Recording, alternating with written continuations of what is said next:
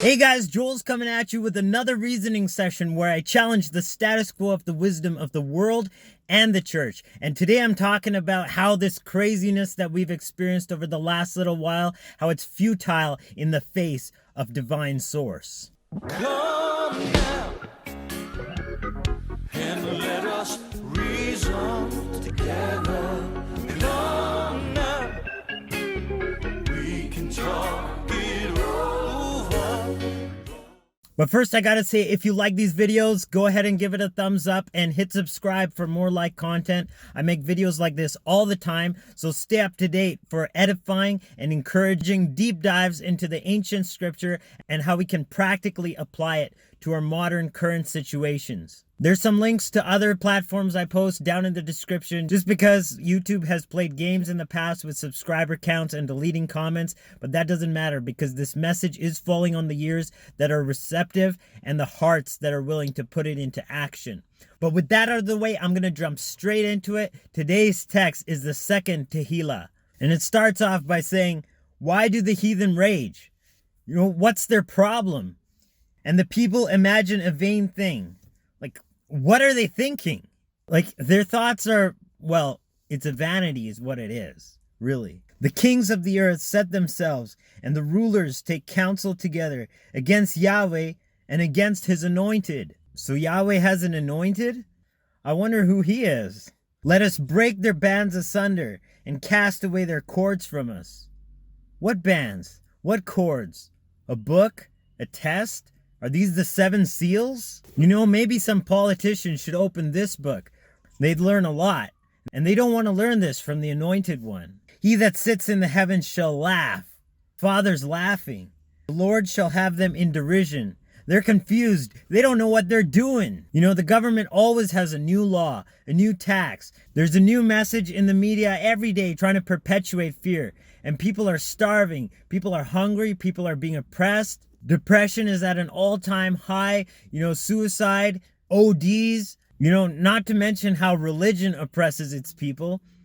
But that's all right, because when he comes, he has a book. Let them be oppressed. Let him judge. Then shall he speak unto them in his wrath and vex them in his sore displeasure. Man, someone's in for a big ass whooping.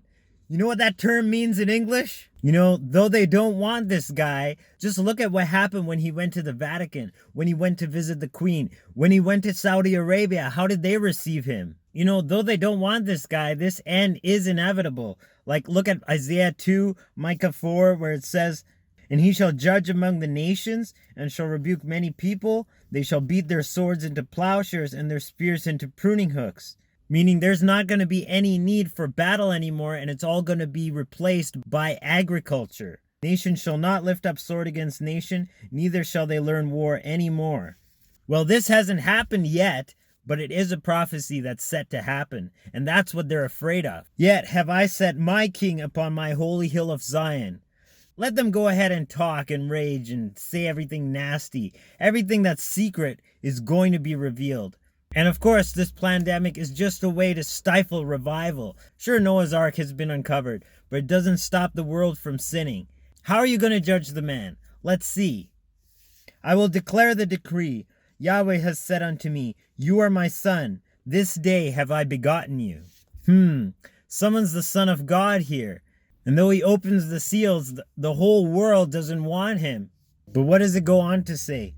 "Ask of me, and I shall give you the heathen for your inheritance, and the uttermost parts of the earth for your possession." Someone's going to rule whether these bigwigs like it or not. "You shall break them with the rod of iron. You shall dash them in pieces like a potter's vessel." This guy's tough, but he's got more than guns. He's got God. Somebody said to me the other day, "You're the most famous person in the world by far." I said, "No, I'm not. No, I'm not." They said, "Yes, you are." I said, "No." They said, "Who's more famous?" I said, "Jesus Christ." Hey, I'm not having any arguments. Masks, no masks, everything, you can do all you want, but you still need help from the boss. We need help from the boss. "Be wise now, therefore, O ye kings." You see, this is all done in mercy. "Be instructed, you judges of the earth. Be careful how you judge. Serve Yahweh with fear and rejoice with trembling. Go ahead, he's got a book in his hand. He can't hurt anyone to just open their ears for a second and listen to what he has to say. The Son doesn't come to condemn the world. He comes because he's got something to give, and that's truth that can save their soul. Kiss the Son, lest you be angry and you perish from the way, when his wrath is kindled but a little. Blessed are all they that put their trust in him. So you trust the Anointed, because you can't just trust anybody when you see them. You don't know what they get up to behind closed doors, what they do when they go to the bathroom. Do you know what they do? Well, maybe you do.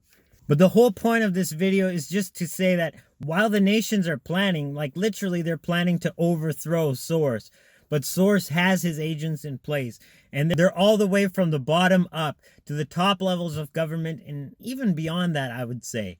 So let's not underestimate what we've been going through, because it's all just an expose to uncover what's really been hiding under the surface.